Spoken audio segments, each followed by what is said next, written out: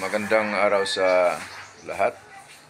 The YouTube channel of the Fraternal Order of Eagles Limbas Law Corner is back to once again render public service in the field of law o ang aming pagbabahagi ng kaunting kalaman sa larangan ng batas para sa sambayanang Pilipino, brought to you by the Limbas Marangal Eagles Club of the Eastern Rizal Region 2. Kahapon, araw ng kalayaan, June 12, 2024. May nakausap ako. Ay na sila ang tawag nagpakopra. So inakyat, nag-ani ng mga nyug. Kasama daw yung bukon naman.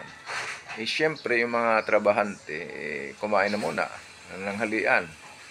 Okay, pagbalik nila ay marami sa kanilang inani ng nyug nawala na, ninakaw.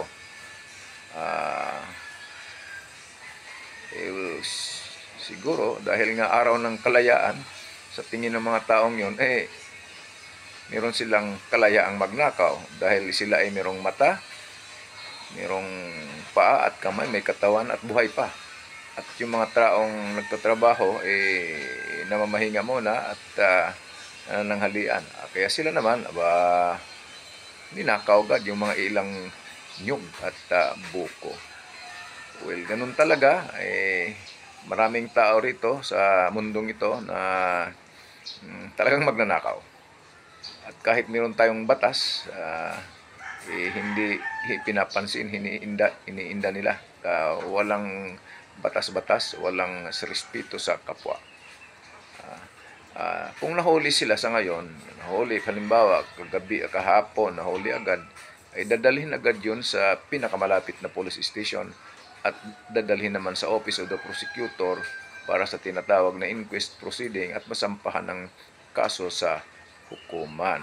Pero hindi naman nahuli, kaya nag-i-enjoy muna sila sa nanakaw. Hindi naman gaano karami ang nanakaw, pero hindi pinag-usapan ng gaano karami.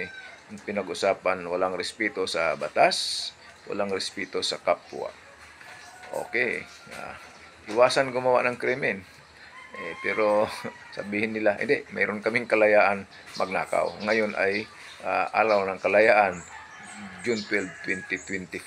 Okay, so maraming salamat sa pagsuporta sa aming YouTube channel nitong Limbas Marangal Eagles Club of the Eastern Rizal Region 2. Maraming salamat at magandang araw sa lahat.